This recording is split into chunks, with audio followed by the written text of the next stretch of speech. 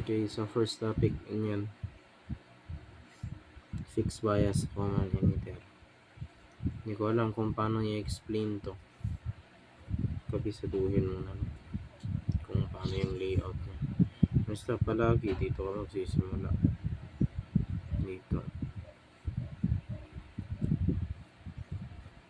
Dito sa right side, yung taas, ito. Dito sa right side. Pag sa left side, dito na. Ito, hanggang gets. Hindi. Basta, yun. Hindi ko alam kung paano i-explain. Seryoso. Kinabisado ko lang kung paano yung... So, ito yung formula. Ano kasi? So, base dito sa ano, ZI, hanapin mo ZI. As you can see dito, RB pati beta RE. Kaya ang ZI mo is RB parallel sa beta RE. Yun na ang ZI mo. Sa ZO, dito naman siya.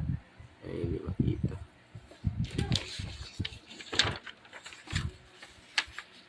Sa ZO, pag ganun naman siya, di ba? Sa ZO, RC at RO. So, ZO is equal to RC, RO. Ayun lang. Okay. So, pero dito kasi sa dalawa, may conditions. Meron yung isa pang formula, pero may condition. Dito, y is approximately equal to beta RE.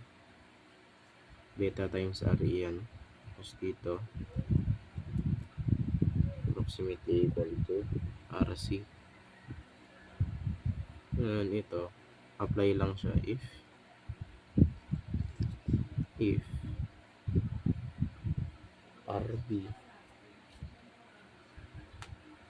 RB is greater than 10 beta RE. Dito naman, apply lang siya if RO is greater than 10 RC.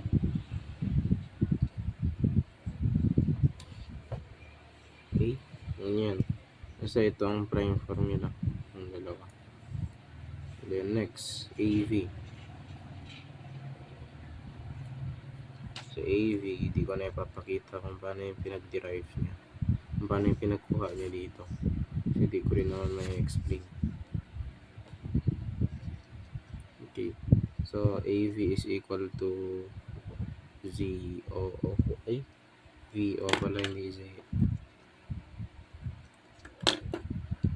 VO over VI kasi, which is equal to negative ano yun? RO RC over RE. Ito naman sa AI.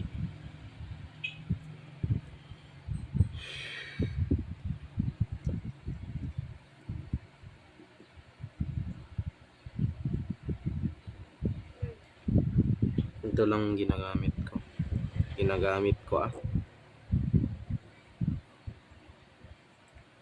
Yan. Ito. Tapos meron yung formula sa RE. 26 millivolts over IE. Ito, thermal voltage.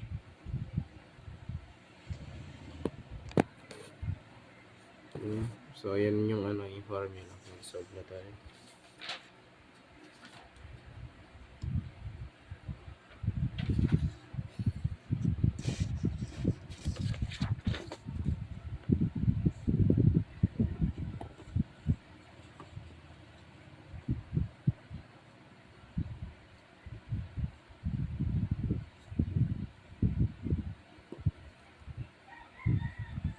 Yun lang.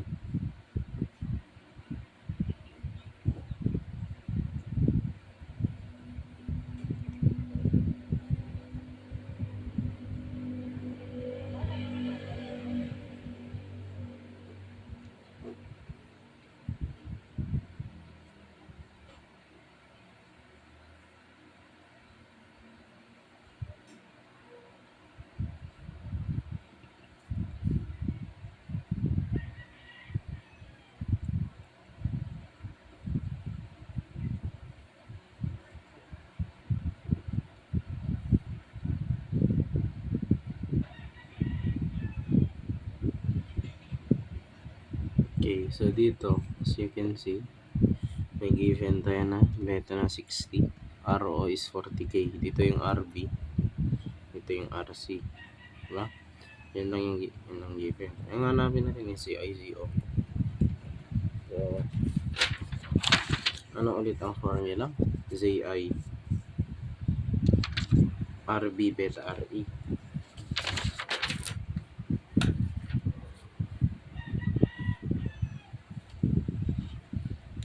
No? Okay. So, letter A. ZI ZO. So, ilista mo ang formula. Ang formula is RO ay RB parallel siya sa beta RE. So, kung titignan natin, wala tayong RE. So, yun muna yung sasolve natin. Find RE. Pero, find RE. RE, di ba? Pero, paano mo hahanapin ang RE? Yun, dito mo i-analyze mo na yung hahanapin mo. So, sa ZI, di ba? Ang wala dito is RE. So, need natin mahanap ang RE. Eh, ang formula for RE is equal to 26 millivolts over IE. So, ngayon, unknown naman ang IE. Paano natin nahanapin ang IE? Need natin ng ID. So, ang pinaka-pulot dulo na hahanapin mo natin is ID. So, para ma-solve natin ang find RE. So, first we need to find IB, to find IE, to find RE, and to solve for CI na. Mali magiging ganyan. No? So, IB. Ano ang formula ng IB? ID sa fixed bias. No? Ang IB is equal to ganito na lang. KVL na lang tayo. So, dito excuse me. So, di ba ang IB is nandito siya? Kung naalala mo pa. So, VCC to. So, ngayon, mag-KVL tayo. Find IB. Ngayon, negative VCC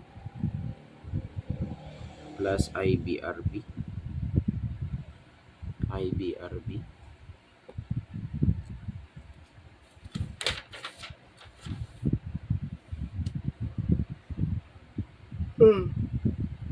Excuse me. Plus VBE. Kasi andito yung VBE, di ba? VB tapos VE. Dito siya. Kaya dadaan mo. Is equal to 0. Di ba? So, ang need lang naman natin is IB. So, lipat natin ang VCC and VBE sa kabila. So, ang IBRB is equal to VCC minus VBE over RB. Ngayon, makita na natin ang solve. Kasi given naman lahat ng values ng mga to. Diba? VCC minus VBE. VCC is 12 volts minus 0.7 volts. 12. RB is 220K. I-pause mo na lang yan para i-solve. Ang sagot ko is 51.36. 51.36. Yan ang IB. So next is IE na. Diba? IE na next na hahanapin.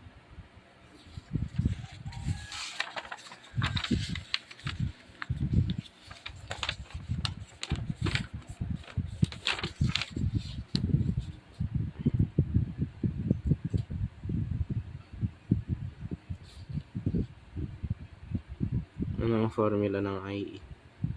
IE is equal to beta plus 1 IB. Ano ang beta natin? We have 60. So, 60 plus 1 times 51.36 microampere. Solve mo na lang sa calcio. So, ang sagot ko is 3.13 milliamps IE. Ayan na yung IE ko. Diba? So, ano na yung next after IE? Meron ka ng IE, so pwede mo nang ma-solve yung RE. Diba? So, 3.13 yun, diba? So, balik na tayo dito. RE. RE is equal to 26 millivolts over IE, which is equal to 26 millivolts over 3.13 milliamps, which is equal to 8.31 ohms. Yan ang RE mo. So, since meron ka ng RE, pwede mo na solve ang ZI. ZI is equal to RB over parallel to beta RE. Ang RB mo is 220, ang beta mo is 60, at ang RE mo is 8.31.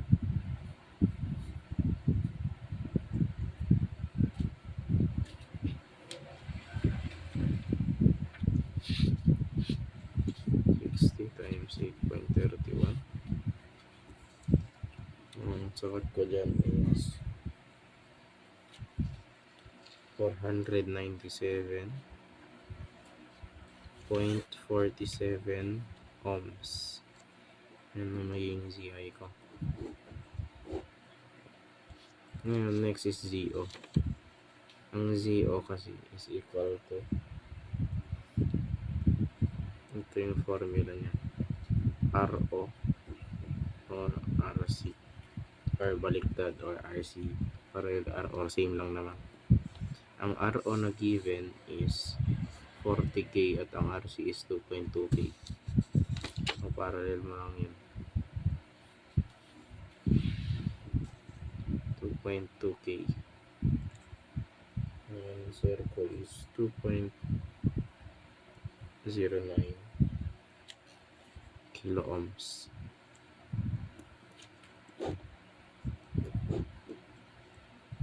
Next is letter B. AV, AI.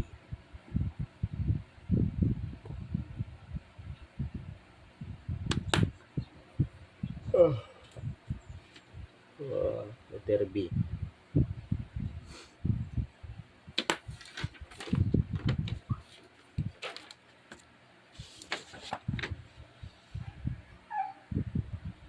Okay, so yan yung yung listahan ng formulas sa fixed bias common emitter. So, ano na yung hinahanap natin? Hinahanap na natin yung AV. Sa AV, dalawa ang formula na nakalagay. Ito. Ito. Ngayon, ang ginawa ko muna kasi, ni-test ko muna itong ginamit ko to. RO na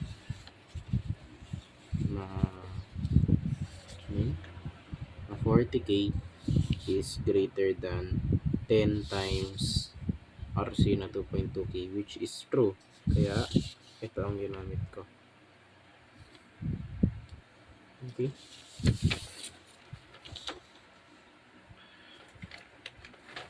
So, AV is now equal to negative RC over RO. RE. Since RO is greater than 10 RC. Ngayon, negative. Anong RC mo? 2.2K. Anong RO na na-solve natin? RE. 8.31 ohms. So, ang sagot ko is negative 264.74. Yan may sagot ko. Ayan, next is let AI na. Ito na.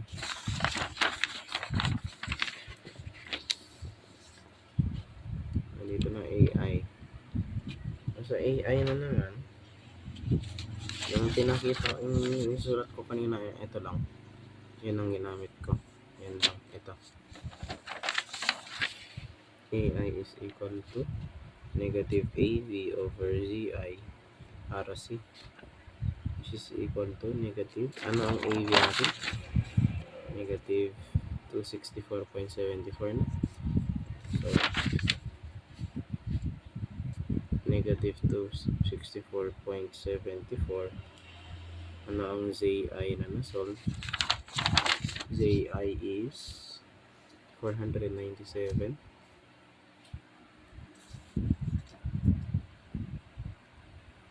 0.47 over RC na 2.2K.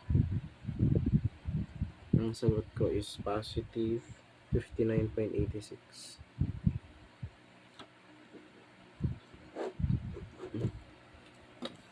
Kung di tayo same, chat mo lang. Ito yung papasagot ko sa'yo na next. So, ito yung isolve mo next. So, tignan mo kasi. Meron bigla to. Actually, ito binaba lang. RB yan. Nandito yan sa taas. Pero binaba lang. Kaya huwag ka mo dito. Ito yung given. Ang isosolve mo is ito. Kung di mo maintindihan to, check mo yung number 3 sa module. Sa chapter nitong BJT, chapter 8.